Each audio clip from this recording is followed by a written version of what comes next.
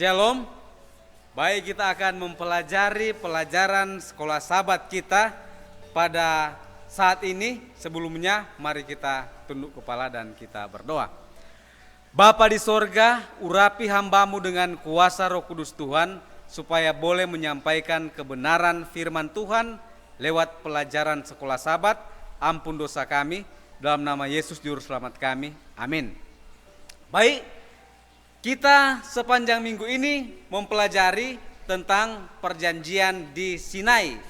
Dan selanjutnya di atas sayap Raja Wali, kemudian contoh keselamatan perjanjian di Sinai, dan sekarang ini Allah dan Israel. Jadi di dalam firman Tuhan, Keluaran pasal 15 ayat 6 bunyinya demikian. Jadi sekarang jika kamu sungguh-sungguh mendengarkan firman-Ku dan berpegang pada perjanjian-Ku, maka kamu akan menjadi harta kesayangan-Ku sendiri dari antara segala bangsa, sebab Akulah yang empunya seluruh bumi. Kamu akan menjadi bagiku kerajaan imam dan bangsa yang kudus. Inilah semuanya firman yang harus kau katakan kepada orang Israel. Nah, di sini Tuhan dia memerintahkan Musa untuk menyampaikan satu pekabaran hukum Tuhan. Nah, di sini dikatakan bahwa kalau seandainya umat Israel berpegang pada perjanjian Tuhan, jadi pada waktu Tuhan menyampaikan firman kepada bangsa Israel, mereka dengan kekuatan mereka serentak menjawab, kami akan melakukannya. Akhirnya mereka gagal karena mereka melakukan dengan kekuatan mereka sendiri. Nah, Tuhan pada saat dia berjanji, apa yang harus orang Israel imani atau apa yang orang Israel harus lakukan adalah mengimani akan janji yang Tuhan berikan. Seperti Tuhan memberikan janji kepada Abraham bahwa olehmu semua bangsa akan diberkati, dan Abraham mengimani atau mengaminkan akan janji tersebut, dan akhirnya janji itu digenapi. Nah, seperti yang sudah Tuhan sampaikan kepada bangsa Israel pada saat mereka mau keluar dari tanah Mesir, bahwa mereka harus menaruh darah pada ambang pintu rumah mereka. Akhirnya mereka boleh selamat. Dan ini bukan karena selamat oleh perbuatan, tetapi karena mereka mengimani juru selamat yang melambangkan domba Paskah. Akhirnya mereka melakukan apa yang Tuhan perintahkan. Nah, saudaraku yang kasih, ada banyak orang yang bingung apa hubungan antara hukum kemudian dengan keselamatan yang Tuhan berikan kepada bangsa Israel. Bangsa Israel, Tuhan katakan bahwa hukum itu tidak menyelamatkan, tetapi itu harus dipelihara.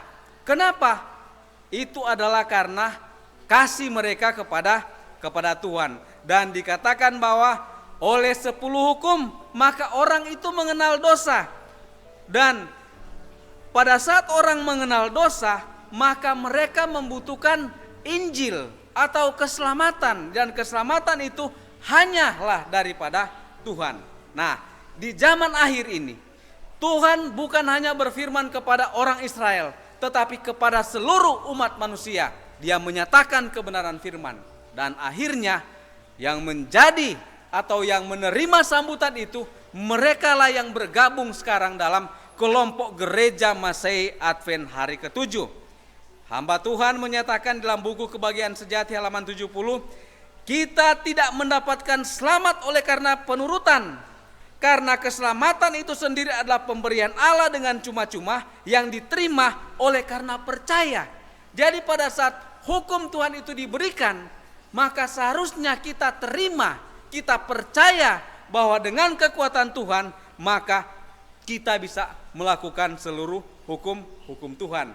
Nah, orang kebanyakan berkata, ini orang Advent, mereka menonjolkan Sabat, mereka menonjolkan tentang makanan, mereka menonjolkan banyak hal-hal yang seperti kebanyakan orang anggap itu adalah hal lahiriah.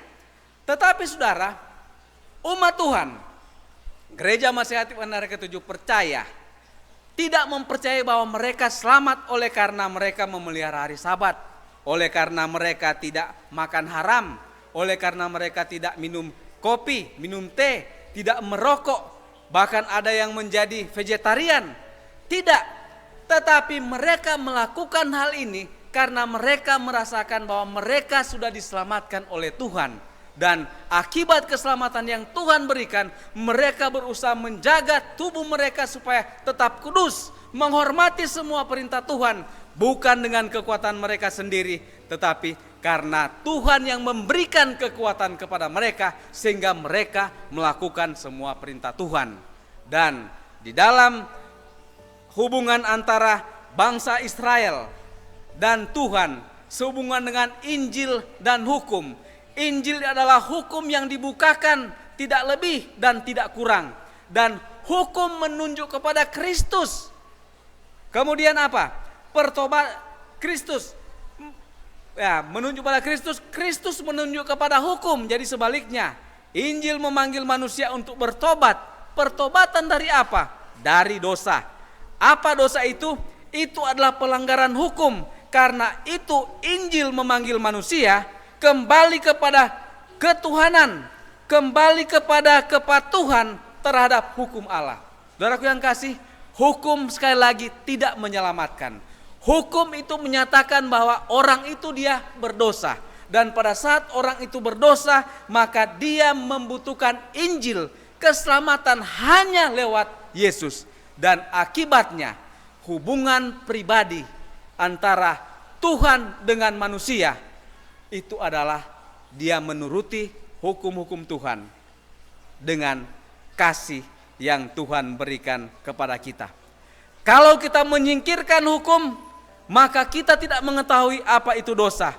Saat kita tidak mengetahui dosa, kita tidak mengetahui apa itu kasih karunia dan juru selamat atau Injil yang akan membebaskan kita dari perhambaan dosa. Karena pada saat kita setiap hari berdoa, mempelajari firman Tuhan, menghidupkan kebenaran firman Tuhan dengan kekuatan sendiri, bukan dengan kekuatan sendiri, tetapi dengan kekuatan Tuhan, maka orang akan melihat bahwa Yesus ada di dalam kehidupan kita. Dan penurutan itu adalah hasil daripada kasih yang Tuhan sudah nyatakan kepada kita. Oleh sebab itu kita mengasihi Tuhan. Yohanes 14 ayat 15, jikalau kamu mengasihi aku, kamu akan menuruti segala perintah-perintahku. Kiranya firman ini boleh menjadi berkat bagi saudara dan saya. Tuhan kiranya memberkati. Amin.